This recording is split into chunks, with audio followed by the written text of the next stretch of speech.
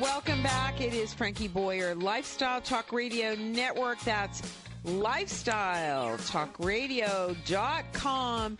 So my next guest, how many of you out there, first of all, demand when you go to the doctor, demand your antibiotics? You demand them. You say, I need and want antibiotics.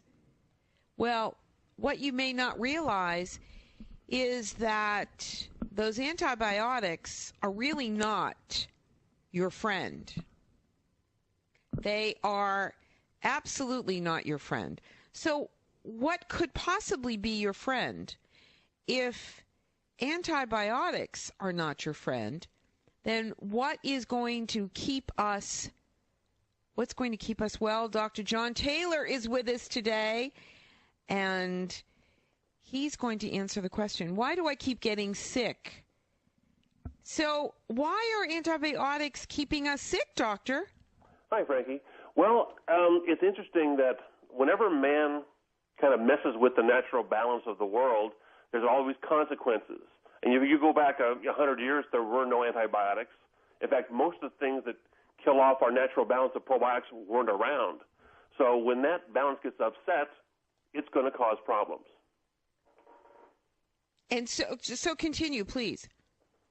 Well, if you look back, the probiotics that live in our gut, they are there for a specific purpose. First of all, they take up all the room and all the area so that if a bad bacteria happens to get into that area, there's no place to live, there's no room, there's no food.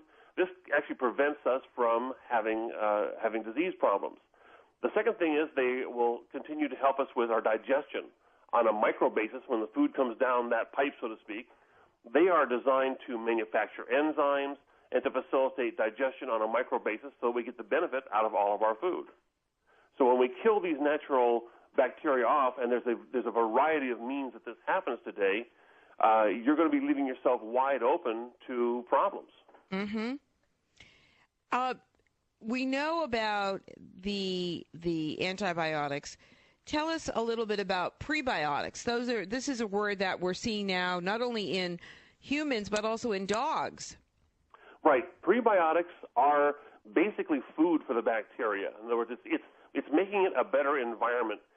If you use the analogy that we're trying to grow a garden in our gut, and we want to have good soil, we want to have good food for the bacteria, in this case the seeds.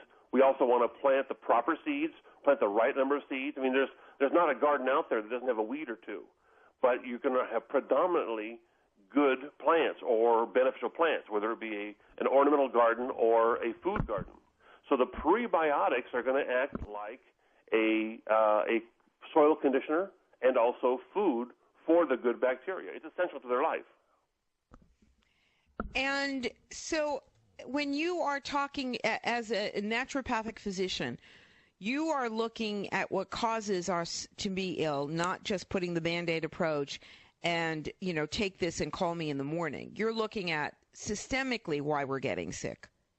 Exactly. In fact, you mentioned in the beginning that the antibiotics are not always your friend, and at the risk of having a double negative, I'm not anti-antibiotics.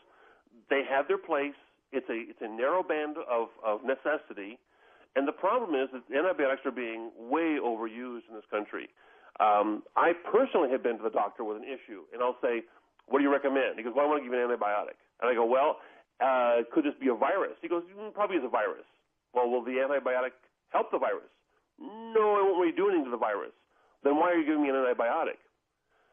So I actually have some rules that I tell people if they're going to go to the doctor and if they do have an infection and they do need an antibiotic, they have to be good consumers.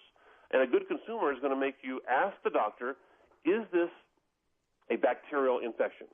If it is, have you tested to see that this is the exact bacteria that this antibiotic will kill? Or are you going to give me the shotgun approach? Are you giving me such a strong antibiotic that's just going to nuke out everything in my system? And that's generally what they do because it's easy. It doesn't take any time or trouble to give you the most powerful, broad-spectrum antibiotic, and they end up upsetting the entire balance, sometimes with consequences that last for months and months and months. Mm-hmm. Well, when we come back, we are, what we don't realize is that we are so susceptible for infections when we take antibiotics, especially there is yeast problems, and women have lots of issues. Doctor, will you talk a little bit about that when we come back? Yes, I've got some specific things about that. Okay, wonderful. We will be back. What's the best website as we go to break? nwcnaturals.com. We'll be back in just a moment. This is Frankie Boyer.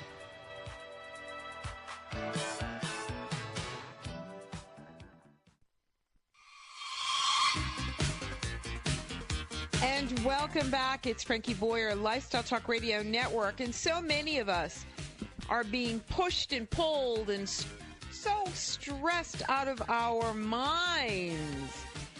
So what is all that stress doing to our intestines? What's it doing to our bodies? What's it doing to our health? That's the question. And he has written the book, The Wonder of Probiotics. His name is Dr. John Taylor. He is with us today. Dr. Taylor, welcome back. Thanks very much. So this stress that we are going through, along with the overuse of antibiotics, along with those antibacterial products that we constantly are using, tell us what we are doing. Well, unfortunately, we're upsetting the natural balance of our gut to the point sometimes it's almost not even recoverable. But I've always had good results from probiotics, and I've brought people back from seemingly huge problems and gone back to very, very good health. You mentioned before the break that you want to kind of know the relationship between yeast and the body. Can I tell you a story about that? Sure, please. To get the idea of how yeast really is in the body, I like to use the analogy of cowboys and cows. If you think of the yeast as being cows, and the cowboys are the ranchers that are running the whole ranch, the cowboys are the good guy bacteria, the probiotics. Now, what happens is the cowboys keep the cows all in a little pen. They build fences, they put them in a corral, the cows stay in that one little area, and there's a relationship between the cowboys and the cows. So the good bacteria and the yeast have a relationship. Unfortunately, what happens sometimes is all the cowboys go into town to the saloon, they get drunk, and they don't show up for work the next day, and no cowboys on the ranch. The cows kind of knock the fences down, start wandering around the farm. This is what's happening when you're killing off your good bacteria. When you're killing off those cowboys and they're no longer at work, the cows start wandering all around the whole area. Pretty soon they start wandering into the crops. They start eating the crops and doing damage. Pretty soon they're walking through the farmhouse. So what you've got to do is not go in with an antibiotic and try to kill off all the cows. Then you're no longer a rancher. What you've got to do is you've got to hire a new crew of cowboys to get in there, get back, ride range on those cows, gather them back up again, put them back in the corral, and in that place they will do no harm. Now, unfortunately, when we do the antibiotic therapies, antibiotics kill off only bacteria. They don't affect viruses, and they don't affect yeast. So when you take an antibiotic for a necessary or even an unnecessary reason, what you're going to do is you're going to strip all the good guy bacteria, as well as the bad bacteria, out of the system, but it will not affect the yeast. So essentially, you fired all your ranch hands, all your cowboys are gone, the cows are left with now more room, more food, and they're going to multiply and move around and cause difficulties. So you can't starve them out. You can't starve out the cows. You've got to actually hire the cowboys to come in there and round them up, put them in a fenced area, and keep them under control. Great way of describing them. That's a fabulous way of describing them. So as Americans, we are constantly putting ourselves in harm's way by just living our life. Exactly. The one thing that you can always keep in mind is probiotics are being there's an onslaught on our probiotics every day, and everything in the American habits is killing them. Chlorinated water will kill off probiotics. Carbonated beverages will kill off probiotics.